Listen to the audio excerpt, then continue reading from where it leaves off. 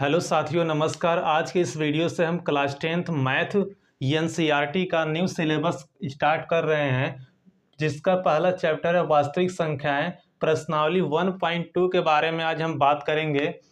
तो इसमें हमारा जो क्वेश्चन दिया हुआ है, हमको अपरिमेय संख्या सिद्ध करने के लिए बोला है। तो क्वेश्चन नंबर 1 है, सिद्ध कीजिए कि √5 एक अपरिमेय संख्या है। हमको ये सिद्ध करना है। तो इसको सिद्ध करने का जो तरीका है, इसको हम विरोधाभासी तरीके से सिद्ध करते हैं। तो ये तरीका काम कैसे करता है, तो चलिए वीडियो को स्टार्ट करते हैं।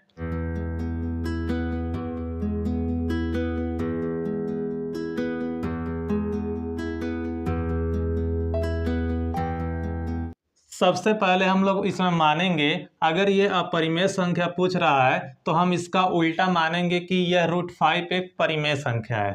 तो लिखता हूं मैं इस बात को, माना √5 एक परिमेय संख्या है। परिमेय संख्या है। अगर ये परिमेय संख्या है तो ये भिन्न के रूप में लिखी गई होगी। तो √5 = a/b, हमने इसको इस तरह से लिख दिया। a और b यहाँ पे एक भिन्नात्मक संख्या है। इनका HCF यहाँ पर 1 होगा, यानी कि इनका उभयनिष्ठ गुणनखंड यहाँ पे सिर्फ 1 होगा। अर्थात हम इसे ये कह सकते हैं कि a और b सहभाज्य संख्या है। a व b सहभाज्य संख्या है। a और b क्या है? सहभाज्य संख्या है। सहभाज्य संख्या का मतलब ये होता है कि जिसका HCF 1 होता है, यानी कि इनका उभयनिष्ठ गुणनखंड केवल 1 होगा, इसके अतिरिक्त और कुछ नहीं होगा। तो अब हम क्या करते हैं, इसका तिर्यक गुणा करते हैं, b का गुणा इसमें करते हैं और इसका मल्टीप्लाई करने पर √5 × b हो जाएगा =a।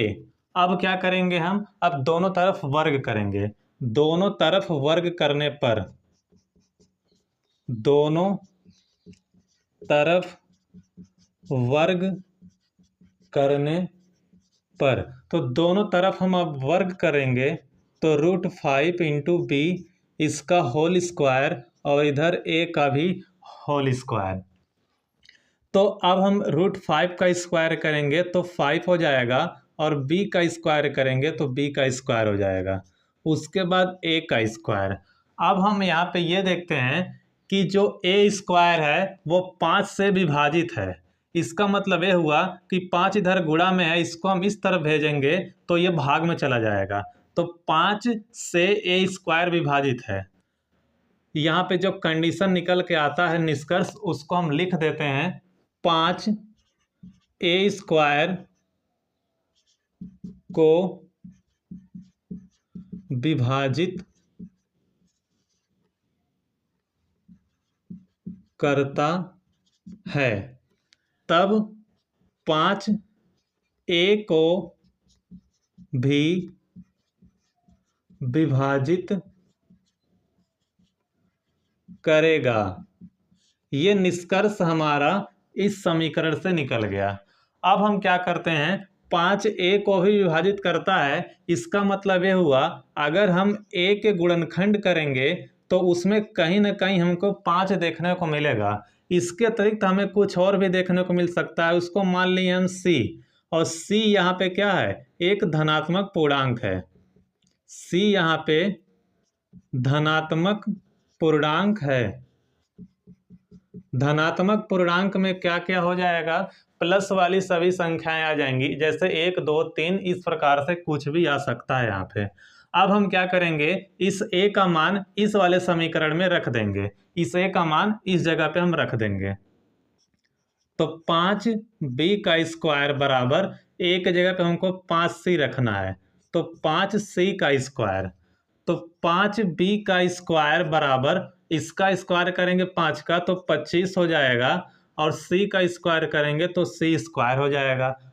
5 से इस 25 को काट देंगे, 5 × 1 = 5, 5 × 5 = 25।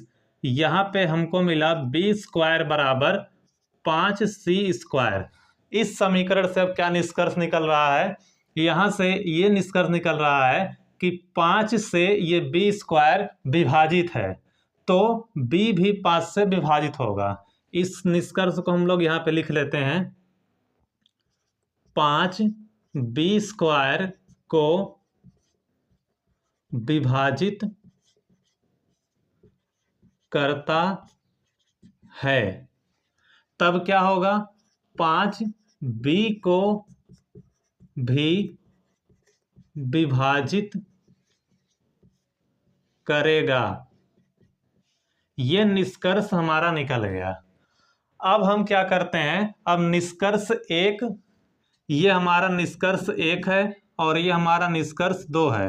तो निष्कर्ष एक और निष्कर्ष दो को इकट्ठा देखें तो हमें क्या पता लगता है कि 5a को भी विभाजित कर रहा है और 5b को भी विभाजित कर रहा है। और जबकि हमने शुरू में क्या देखा था कि a और b केवल किससे विभाजित हो रहे थे, केवल एक से, यानी कि सहभाज्य संख्याएं हैं। तो बिल्कुल उल्टा हो गया, यहाँ पे विरोधाभास का नियम लग गया। तो अब हम क्या कह सकते हैं, निष्कर्ष एक व दो से 5a व b को विभाजित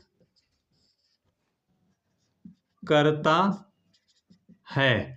यानी कि निष्कर्ष एक और दो से हमें क्या पता लगा, निष्कर्ष एक और दो से हमें यह पता लगा कि 5a को भी विभाजित कर रहा है और 5b को भी विभाजित कर रहा है, जो कि बिल्कुल विरोधाभास हो गया।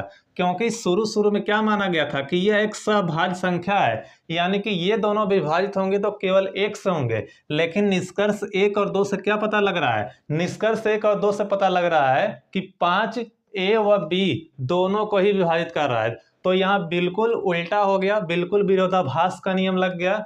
तो अतः हम ये कह सकते हैं कि जो हमने शुरू में कल्पना किया था वो कल्पना हमारी गलत है, इस वजह से ये चीज़ देखने को मिल रहा है। तो इसके लैंग्वेज को इस प्रकार से लिख दिया है मैंने, यह विरोधाभास हमारी गलत कल्पना के कारण उत्पन्न हुआ है, अतः √5 एक अपरिमेय संख्या ही है। हम स्थिति एक और दो को देखते हैं तो बिल्कुल ही विरोधाभास उत्पन्न हो रहा है, और जबकि हमने शुरू में माना था कि यह केवल एक से ही विभाजित होगा, तो यहाँ पे हमारा विरोधाभास उत्पन्न हो गया। तो इसी वजह से ये क्या हुआ, एक अपरिमेय संख्या ही है। तो इस प्रकार से विरोधाभास का नियम लगाकर हम किसी भी अपरिमेय संख्या को सिद्ध कर सकते हैं। तो वीडियो अगर आपको अच्छा लगा हो तो अपने दोस्तों के साथ शेयर करें और चैनल को सब्सक्राइब करें।